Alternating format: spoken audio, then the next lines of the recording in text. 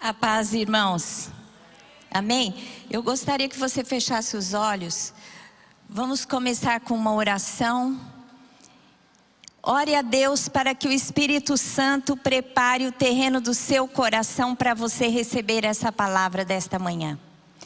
Senhor Deus, em nome de Jesus, eu quero clamar pela presença do Teu Espírito neste lugar. Pai, que o Senhor venha afofar a terra dos nossos corações, para que a semente que é a palavra possa frutificar, Senhor Deus, possa germinar, possa crescer, possa dar vida, Pai, vida de obediência, é o que eu te peço, que Teu Espírito neste lugar aqueça os nossos corações e nos abra os olhos espirituais, para que contemplemos o Senhor e toda a verdade da Tua palavra. Eu oro por aqueles que estão aqui e por aqueles que estão nos assistindo online, que o Teu Espírito entre nas casas, através da palavra proferida, e que haja, Senhor Deus, salvação, que haja conversão de vidas, que haja, Senhor Deus, conserto, arrependimento, e que o Teu Espírito possa estabelecer altares de adoração aqui e em cada casa, em Cristo Jesus. Amém. Glória a Deus. Vamos aplaudir ao Senhor? Glória a Deus. Eu estou fazendo uma série no livro de Deuteronômio, esse nome bem diferente, até meio esquisito, que significa segunda lei. E hoje eu quero falar sobre o poder da obediência.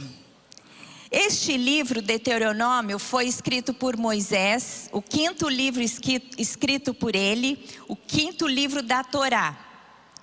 E ele foi escrito por Moisés quando eles estavam em Cádiz Barneia, 40 anos depois que eles saíram do Egito. Esse livro foi escrito preparando o povo para a terra prometida. Nesse livro tem muitos discursos de Moisés, porque o propósito desta palavra foi preparar o povo para entrar na terra prometida. E eu quero fazer essa série, o Espírito Santo tocou no meu coração, para que você se prepare também, para entrar na sua terra prometida. Quantos têm promessas de Deus para a sua vida? Então se prepare para recebê-las. E hoje eu quero falar sobre o poder da obediência, que está, essa mensagem está toda lá no capítulo 4 de Deuteronômio. Então você pode ler na sua casa depois todo o capítulo, para que você possa entender. O poder da obediência. Você sabia que a obediência tem um preço? E a desobediência também tem preço. Servir a Deus não tem segredo, mas tem um preço. É a obediência. Então, há um poder quando nós obedecemos a Deus, a sua palavra, os mandamentos de Jesus, quando nós vivemos a obediência ao nosso Deus, temos a nossa bênção, a nossa promessa, a nossa terra prometida pronta para nós. Amém? Então eu quero falar sobre obediência. A obediência gera vida, progresso e conquista. Como não procurar desenvolver em nós uma vida de obediência? Se o seu fruto é doce e bom, até usamos a figura de um fruto aqui, né? Um figo. A obediência tem um fruto bom. E o fruto da obediência é vida, progresso e conquista. Não é fácil a obediência. Sabe por quê? Porque nós humanos, nós somos cheios de vontades. E essa vontade muitas vezes não é dominada pelo Espírito que nos volta para Deus e para a sua vontade. Mas a nossa vontade é dominada pela carne, que muitas vezes está distante da vontade do propósito de Deus. Mas quando nós obedecemos, geramos um fruto de bênção. Em primeiro lugar, geramos vida. Lá em Deuteronômio 4:1 diz assim: Moisés exorta o povo à obediência. Agora, pois, ó Israel, ouve os estatutos e os juízos que eu vos ensino, para cumprirdes, para que vivais e entreis e possuais a terra que o Senhor vosso Deus, Deus de seus pais, vos dá. Em outras palavras, Moisés está dizendo, está orientando o povo à obediência. Ele diz assim: ouve, ó Israel. E aqui a palavra ouve significa esteja atento aos estatutos e os juízos que eu hoje vos ensino. É a palavra do Senhor Deus, para cumprirdes, para que vivais. Porque se você ouve o princípio, a vontade e o propósito de Deus para a sua vida, e você o obedece, você tem vida.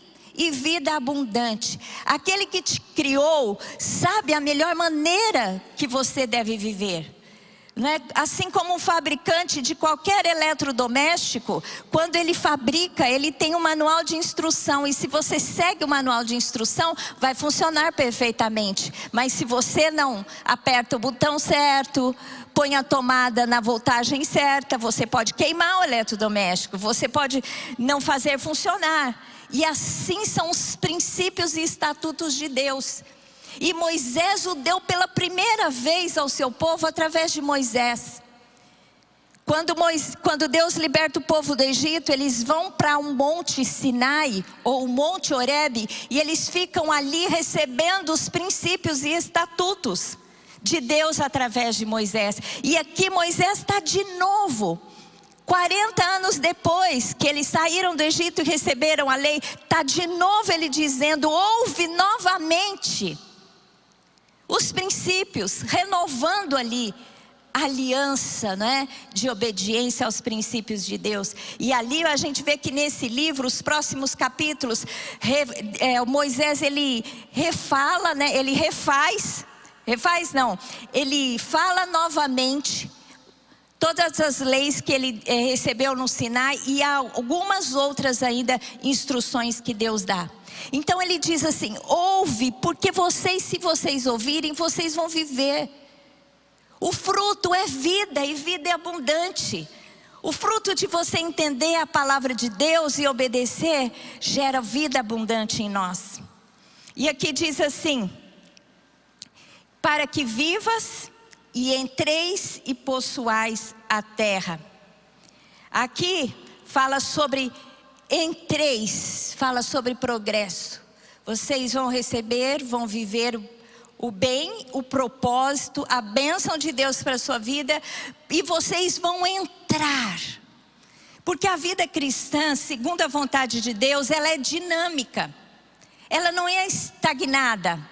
Ela não é parada, mas ela é cheia de progresso, porque Deus comunicou em nós aquilo que Ele tem, que é o empreendedorismo. Deus é criador e Ele continua crescendo, criando. E a gente vê que a sua criação está expandindo. Os cientistas não conseguem nem explicar como que se dá a expansão de tudo que é criado. E Deus comunicou isso a nós. Portanto, quando Moisés diz assim, para que entreis, é porque Deus tinha proposto a eles um novo momento de conquista. E isso se dá para nós a cada dia. A cada momento, a cada ano, nós estamos começando um ano. Deus tem propósito para que você progrida, para que você entre, para que você avance no Senhor, com o Senhor, seguindo as instruções do Senhor. Por isso, meu querido, pense no seu próximo período, no seu próximo ano, com alvos. Pense grande. Porque se pensarmos grande, Deus nos surpreende com algo maior. Porque Deus nos dá além do que pedimos ou pensamos. Então nós temos que pensar e pedir e progredir, não pensando nas nossas limitações, mas naquilo que Deus tem para nós e segundo a força e poder do Senhor. Amém? Qual é a território de conquista que você tem esse ano? Você já programou o avanço da sua vida neste ano? O que é que você vai aprender? O que é que você quer progredir? Como você quer progredir no seu trabalho? Como você quer progredir nas relações, nas conexões? Tudo isso a gente tem que avançar. Amém? Para que vivais e entreis e possuais a terra. Aqui fala de conquista. Você vai avançar e você vai conquistar. Porque quando você entende o propósito de Deus, meu querido, a gente sabe que Deus tem boas coisas para os seus filhos. Deus tem uma terra para que nós conquistemos. Deus tem pessoas para que nós ganhemos para Jesus, que nós evangelizemos. Deus tem aonde você está plantado algo tremendo, um propósito para você tocar as vidas, tocar o ambiente e transformar. Você é um agente de transformação. Você tem o poder de Deus em você. O Deus que nos criou, o Senhor Deus colocou em você o seu poder para que você possa conquistar. E a vitória pertence a você. Amém? Você é capaz de dizer: a vitória pertence a mim. Amém? Em Cristo Jesus, que é aquele que nos faz triunfar, é aquele que sempre nos conduz em triunfo. Diz a palavra de Deus, Deus sempre nos conduz em triunfo. Quando nós estudamos a vida de Davi, Davi foi um homem tremendo que nunca perdeu uma batalha, porque ele tinha intimidade com Deus. Quando ele avançava, ele ia com Deus, ele ia na estratégia de Deus, não com armas humanas, nem estratégias humanas, mas na direção e no favor de Deus. E você tem que ir na direção e no favor. Por isso que a obediência é tão importante, porque a obediência gera esse fruto de vida, de progresso e de conquista, porque você não vai segundo a sua vontade, mas segundo o propósito de Deus, então vai se cumprir.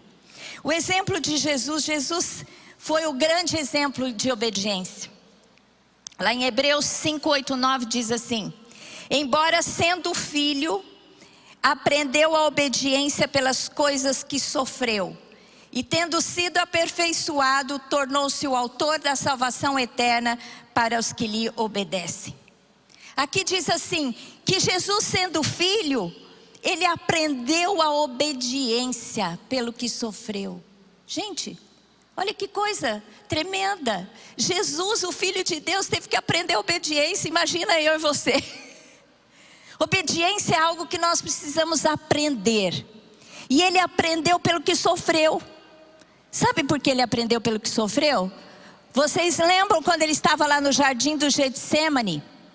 Ele sabia para que ele tinha vindo. Ele sabia que ele veio para morrer e pagar o preço de morte por nós. No entanto, ali ele teve uma luta. Ele disse para Deus: Deus, se possível, passa de mim esse cálice, mas que seja feita a tua vontade. Meus queridos, obedecer, como eu disse aqui, tem um preço. Seguir a Jesus não tem segredo, mas tem um preço: obediência. E aqui Jesus pagou o preço da obediência, porque ele, sabendo que ele ia sofrer, e ele já lá no Getsêmani, sentindo toda a opressão espiritual, ele suou sangue, de tão intensa que foi a luta espiritual. Ele teve que lutar contra Satanás, contra os demônios, mas ele teve que lutar contra ele mesmo, porque a vontade dele não era ir para a cruz, a vontade humana. Mas o que ele diz? Que não seja feito a minha vontade, mas a sua. Meu querido, tem hora que a tua carne vai gritar tanto, você vai querer fazer aquilo que Deus não se agrada.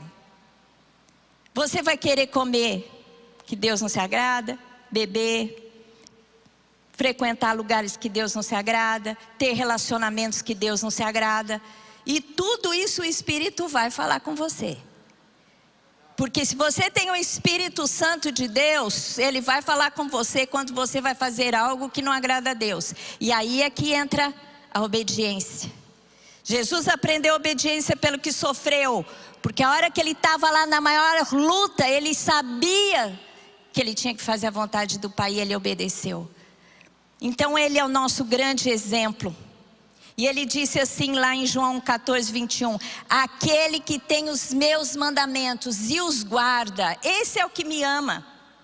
E aquele que me ama será amado por meu Pai, e eu também o amarei e me manifestarei a ele. Amém? Não é lindo isso? Você ama Jesus? Guarde os seus mandamentos.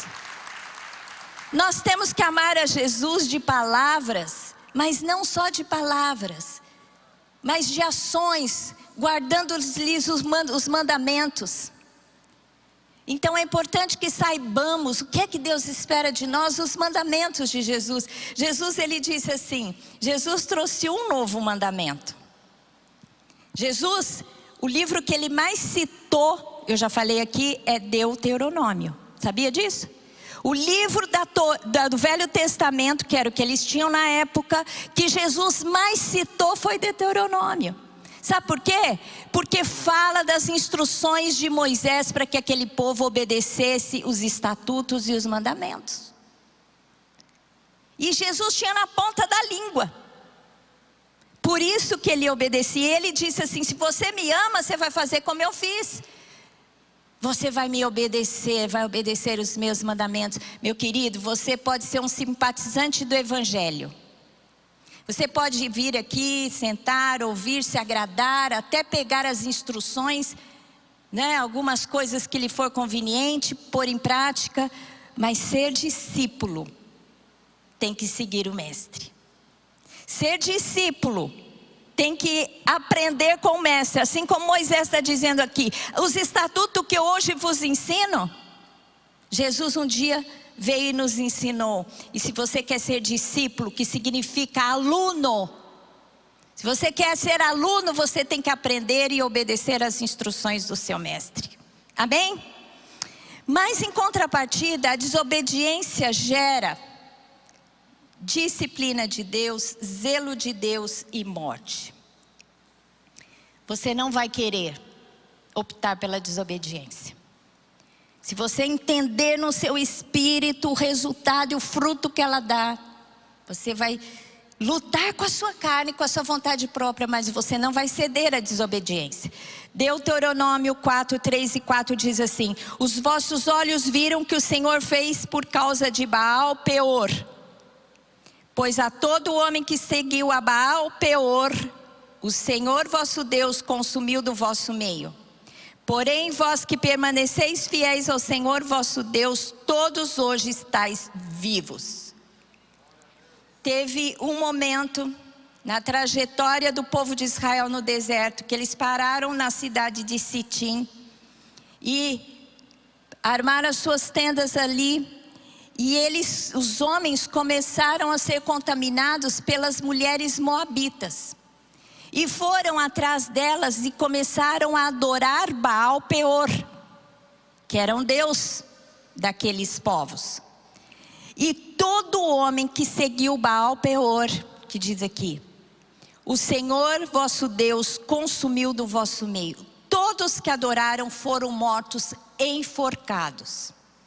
Morreram 24.000 homens no arraial de Israel, porque Deus disciplinou, se manifestou com zelo e trouxe a morte. 24.000 homens morreram enforcados, porque Deus quis extinguir a desobediência no meio do arraial. Então, quando nós desobedecemos, Deus disciplina. Porque a palavra de Deus diz que Deus disciplina o filho que ama. Deus disciplina, a disciplina de Deus nas nossas vidas não é para que nós sejamos perdidos ou para nos destruir, mas é para nos trazer de volta. E se você puder se arrepender, faça isso. Porque senão, como esses aqui, não se arrependeram. Porque disse aqui, porém vós permanecestes fiéis. Aqueles que permaneceram fiel viveram para ver. Mas aqueles que foram infiéis e adoraram Baal Peor foram todos mortos. Deus deu uma sentença para Moisés. Disse assim: todos os cabeças, todos os chefes de família que estão contaminando, adorando este Deus falso, serão mortos no arraial em frente de todos. Sabe aquele tribunal que quando alguém morre, alguém mata, recebe a sentença de morte? Ele pode até ser perdoado, não é? Ele pode se arrepender, mas a sentença vem. E naquele momento, para preservar o povo no seu caminho, foi o que Deus fez. Deus decretou a sentença e 24 mil homens morreram. Isso é muito sério. Você sabe que a lei, naquele tempo, às vezes o povo hoje que não tem entendimento, lê a lei e fala, nossa, Deus era muito rigoroso. Porque tem algumas sentenças lá fortes. Mas naquele tempo, Deus se manifestou dessa forma, de uma maneira profilática, para preservar aquele povo no seu caminho. Hoje, nós vivemos uma outra realidade, não é? Mas a consequência acontece do mesmo jeito. Você sabia que o filho rebelde, está lá na lei, depois você pode ler. Se não me engano, nos últimos capítulos de Deuteronômio mesmo, ou em Números. O filho rebelde, ele era levado, se o pai exortava o filho, a mãe exortava o filho e ele não se arrependia e continuava rebelde, eles levavam o filho para os anciões que ficavam às portas, né, da cidade, às portas do acampamento, e apresentavam o filho e diziam assim, olha, ele é rebelde contumaz, nós não conseguimos lidar com ele. Aí vinha a sentença, e sabe qual era a sentença? De um filho que não se arrependia da sua rebeldia? Morte. Então, aquela era a maneira que Deus usava para preservar o seu povo. Mas hoje talvez Deus não vá te enforcar como ele fez lá, ou os juízes não vão dar sentença de morte por um filho rebelde, mas a consequência continua. Você plantando desobediência pode colher morte. Gente, vocês devem conhecer histórias. Quando a gente conhece um filho muito rebelde, que começa a dar trabalho para os pais, o fim não é bom.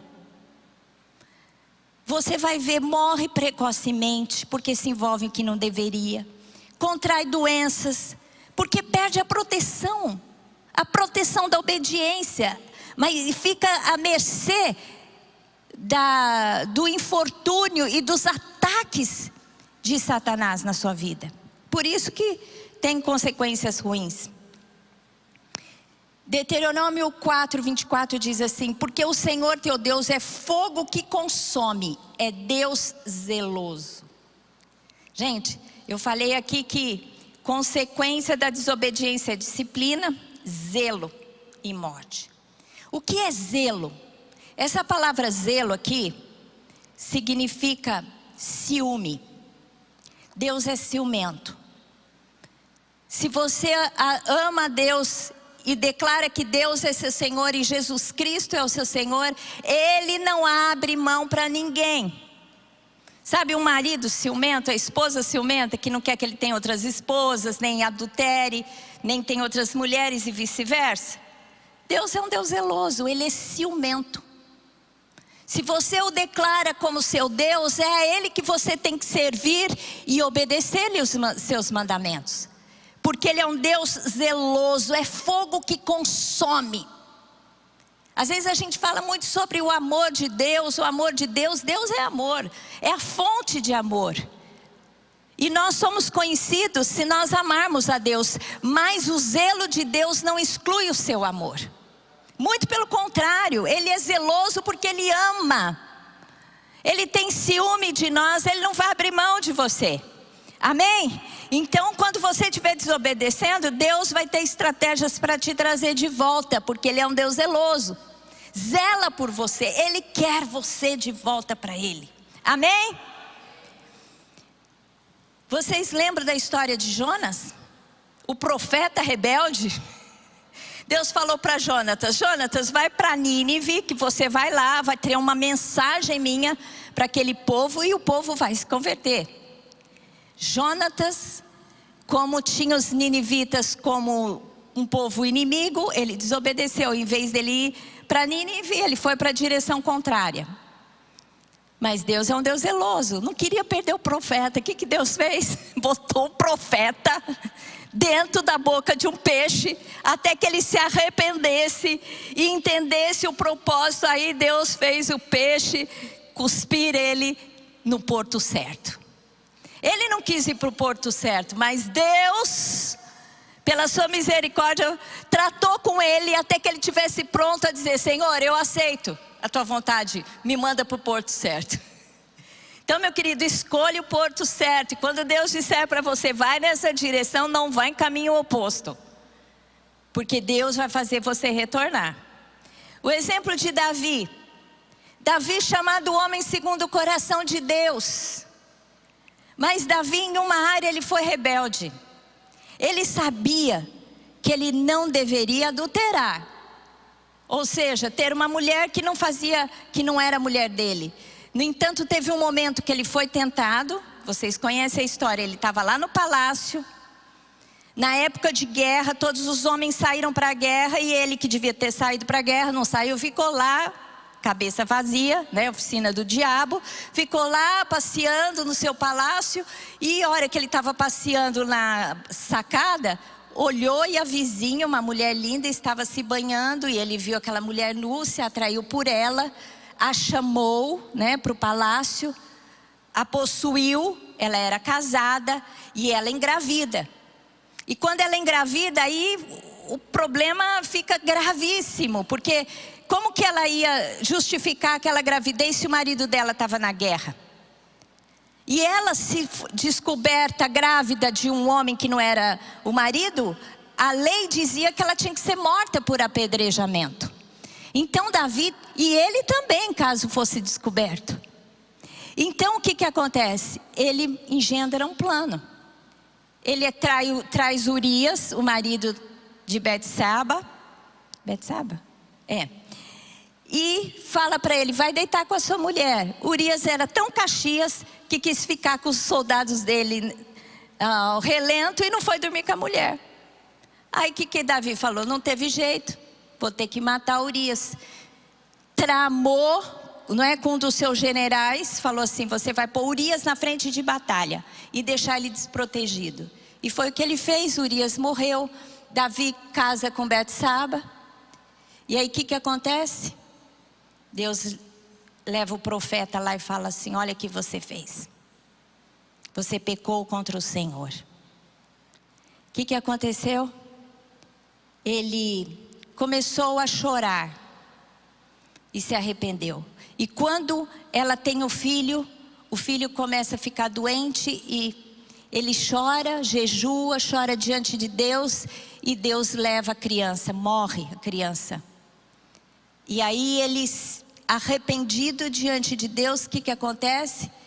Ele se refaz. Quando a criança morre, ele entendeu a sentença de Deus, ele se refaz e vai dormir de novo com a Batseba. Quem nasce? Salomão. Olha que coisa linda. Salomão, o sucessor de Davi, um tipo de Cristo, porque Salomão é um tipo de Cristo, o príncipe de paz. Ele nasceu de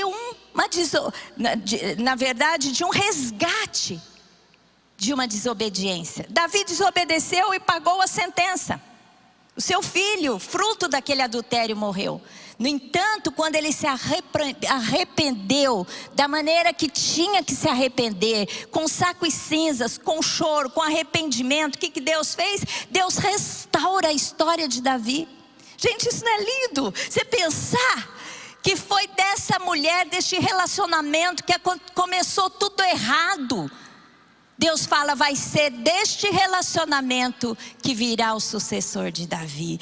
Deus é um Deus zeloso, mas Ele é um Deus de amor e misericórdia. É por isso que Ele se manifesta com zelo nas nossas vidas. Amém? Se não fosse o zelo de Deus, nós estaríamos perdidos. Mas em segundo lugar, eu quero falar sobre o processo da obediência. Ouça o ensino. O processo é esse: ouça o ensino. Eu já li esse texto aqui, Moisés dizendo: ouve os estatutos e os juízos que eu vos ensino. A primeira coisa que acontece quando nós estamos diante de Deus é que Ele fala conosco. Ouve. E aqui ouvir não é entrar por aqui e sair por aqui, não. Hoje aqui vocês estão todos me ouvindo e eu estou falando a palavra de Deus. Você está ouvindo a palavra de Deus. Mas esse ouvir aqui, no original, é mais do que ouvir. Seria aprender o ensino. Então, meu querido, aprenda o ensino. Caso você tenha recebido tantas informações e você quer relembrar essa palavra, vá no meu canal do YouTube. Quarta-feira será postada essa palavra. Porque a repetição ela é importante. Nós aprendemos pelo que ouvimos. A fé vem pelo ouvir a palavra de Deus. Então, o princípio da obediência começa em ouvir a palavra. Não esquecer a palavra.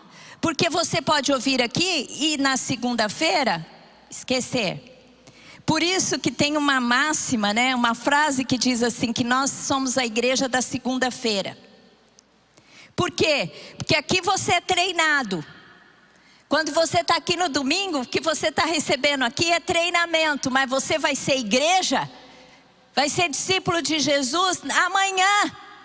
Quando você tiver que lidar com as situações da sua casa e fazer a vontade de Deus. Quando você estiver no seu trabalho e fazer a vontade de Deus. Nós somos discípulos de segunda.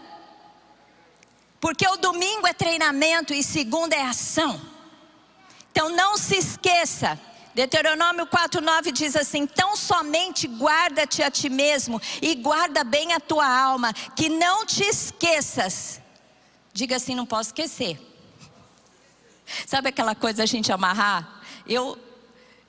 Para não esquecer as coisas, eu pego o anel, por exemplo, esse anel eu sempre uso aqui, aí eu ponho nesse dedo aqui. Aí ele fica me incomodando. Aí eu penso, que será que eu preciso lembrar mesmo? Você tem que ter subterfúgios para lembrar a palavra. Eu tenho um subterfúgio, eu tenho uma estratégia, eu escrevo. Quando Deus me fala alguma coisa, eu escrevo, porque às vezes eu esqueço. Deus me dá direção para o ano, Deus me dá direção para o mês, Deus me dá direção para o próximo passo. Mas se eu não escrever, pode ser que eu me perca pelo caminho, as minhas instruções. Então escreva a palavra. Fale, leia várias vezes, pronuncie, eu declaro, gente, olha, Deus me falou isso, Deus me falou aquilo. A outra parte é, ensine as próximas gerações.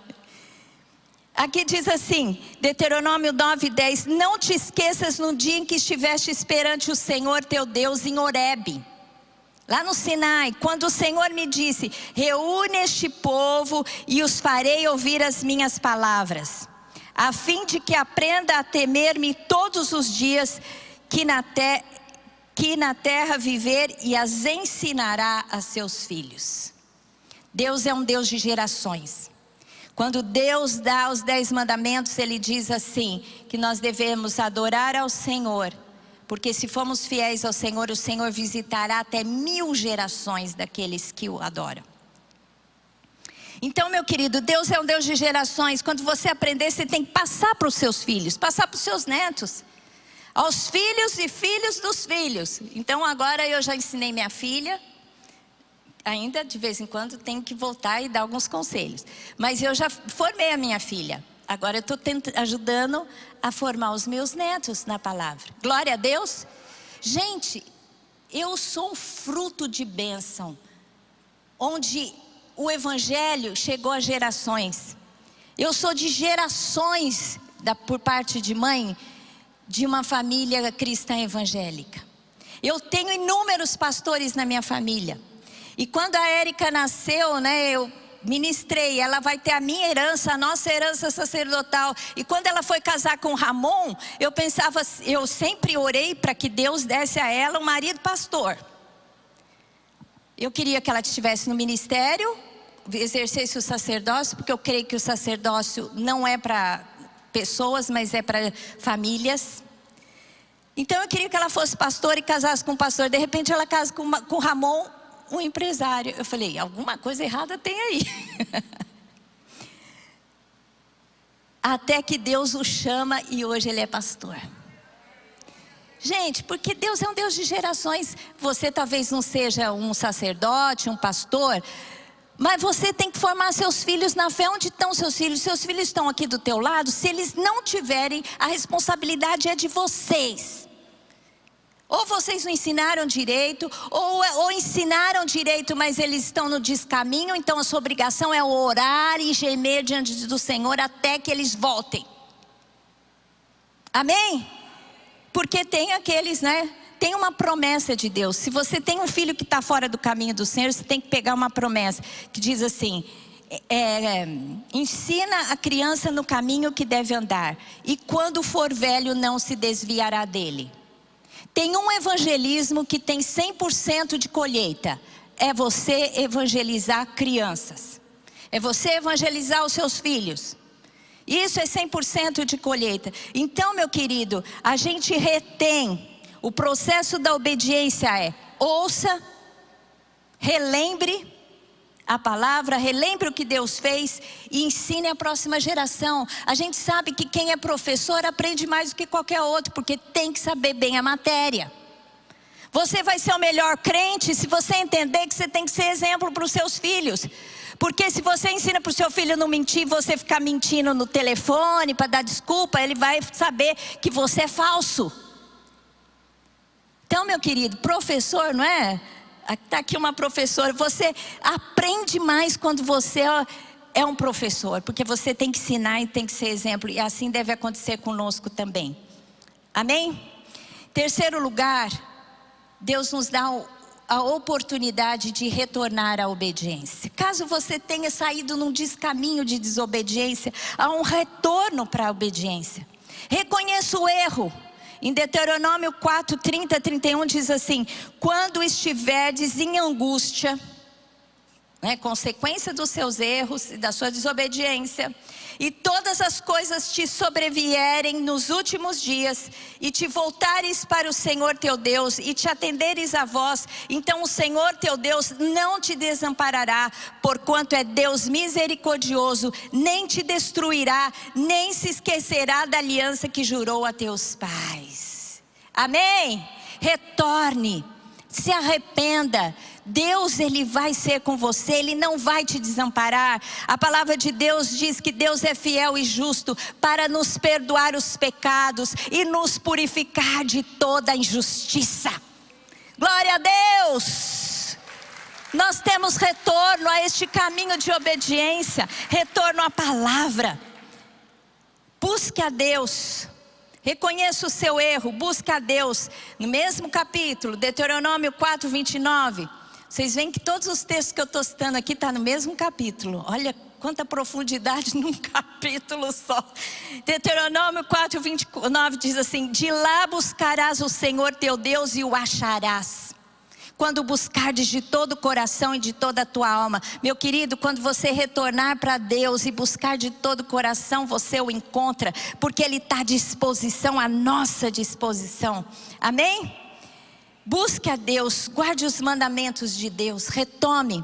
Deuteronômio 4:40 diz assim: guarda, pois, os seus estatutos e os seus mandamentos que te ordeno hoje, para que vá bem a ti e a teus filhos depois de ti, e para que prolongues os dias na terra que o Senhor teu Deus te dá para todo o sempre. Amém? Há sempre oportunidade de retornarmos à obediência. Pelo arrependimento, pela busca e pelo novo comprometimento. Porque existe uma aliança que Deus faz conosco. Uma aliança segura. Uma aliança verdadeira e segura. Da parte de Deus Deus tem todo o bem para você. Deus tem salvação, Deus tem vida abundante. E da sua parte, da aliança é obediência. Então, se você está fora dessa aliança, retome a aliança. Porque Deus é um Deus de aliança. E Ele tem aliança com você. E Ele se alegra quando você volta a Ele. Amém? Eu quero terminar essa palavra com um texto que está lá em Salmos 119, 47 a 48. Terei prazer nos teus mandamentos, os quais eu amo. para os teus mandamentos que amam, levantarei as mãos e meditarei nos teus decretos. Gente, que coisa linda que Deus espera de nós, que nós amemos os seus decretos, que nós amemos a sua palavra, que os decretos, os mandamentos do Senhor são a demonstração do amor de Deus por nós. Sabe quando você ama tanto um filho que você fica assim: filho, não põe a mão na tomada, não faça isso, não faça aquilo. Você tem medo que o seu filho sofra algum dano. É assim com Deus, através dos seus mandamentos. Então, meu querido, ame os mandamentos do Senhor. Ame a sua palavra. Reverencie a sua palavra. Levante as mãos. Medite nos seus decretos. Deus deixou um livro onde revela todo. Para mim a Bíblia é uma carta de amor. A Bíblia é assim, eu sinto isso na Bíblia. Eu tenho amor pela Bíblia. Eu sinto como se Deus falasse comigo as palavras de amor. Então é isso. Eu quero terminar essa palavra. Desculpe a minha emoção. Eu quero terminar essa palavra assim: seja obediente a Deus, porque os seus decretos, os seus mandamentos são a demonstração do amor de Deus pelas nossas vidas. Amém? Feche os seus olhos. Você que está aqui e você que nos ouve online, se você não entregou a sua vida para Jesus ainda, você pode fazê-lo orando comigo. Ore assim, diga assim: Senhor Deus, eu entendo a manifestação do teu amor através de Cristo Jesus, porque Jesus Cristo veio e morreu por mim, porque o Senhor me amou e através dele o Senhor me traz de volta para ti. Por isso, Senhor Deus, eu aceito o sacrifício de Jesus e eu entrego minha vida a Ele. Senhor Deus, quebra todas as cadeias com o mal e me dá, Senhor Deus, uma vida nova de compromisso e de obediência com o Senhor Deus em Cristo Jesus. Amém? Se você fez essa oração de entrega, levante. Se você fez essa oração de entrega, levante a sua mão. Tem alguém aqui que fez essa oração de entrega hoje?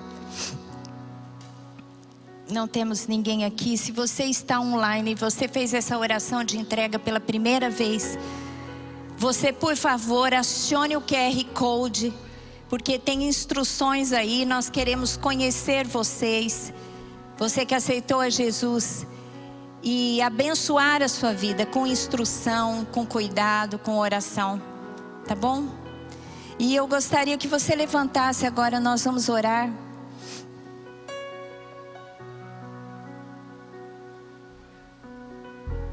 Glória a Deus. Eu queria que você orasse agora e falasse ao Senhor, fizesse um compromisso, retomasse a sua parte da aliança, que é a obediência. Amém? Feche os seus olhos. Se você tem algo com que você precisa acertar com Deus, se arrepender de alguma coisa que você tem feito, que você tem desobedecido a Deus e que você entende claramente que não deveria estar fazendo isso, é a hora de você pedir perdão agora. Peça perdão a Deus.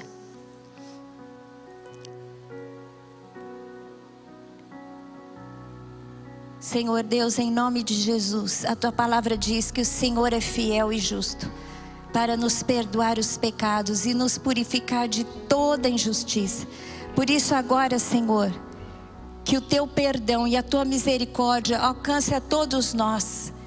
E que o Senhor nos ajude a ser obedientes. Espírito Santo de Deus, que ora por nós com gemidos inexprimíveis, ora por mim, ora pelo seu povo, para que eles, Senhor Deus, possam entender o seu amor e o seu zelo por eles através da palavra e dos mandamentos. Quão preciosos são os seus mandamentos, eles são como favo de mel na nossa boca. Ele nos adoça a vida. Senhor Deus, que nós possamos amar ao Senhor de todo o coração. E a tua lei, os teus mandamentos, para os teus mandamentos que amam, levantarei as mãos. Senhor Deus, adorarei ao Senhor, prostrar-lhe-ei Prostrar-me-ei diante da tua presença. Adorarei ao Senhor com mãos levantadas. Senhor Deus, muito obrigada, Senhor, pelo teu amor, pelo teu favor, pela tua instrução nas nossas vidas. Glória a Deus, aleluia. Levante as suas mãos para o alto. Senhor Deus, que a tua graça, o teu favor, o teu amor e essa aliança incondicional que o Senhor fez conosco através de Cristo na cruz, seja sobre o teu povo, que o Senhor encontre em cada um deles fidelidade, que o Senhor os guarde de todo mal. Eu te peço uma semana abençoada para eles. Eu te peço a escolta dos teus anjos para guardá-los em todos os seus caminhos, nas entradas, nas saídas, onde eles colocarem os pés. Que o Senhor os abençoe, Pai, a eles, a família, os pertences em Cristo Jesus. Amém. Glória a Deus. Vamos aplaudir ao Senhor. Meu querido, uma boa semana. Deus te abençoe. Até o próximo domingo.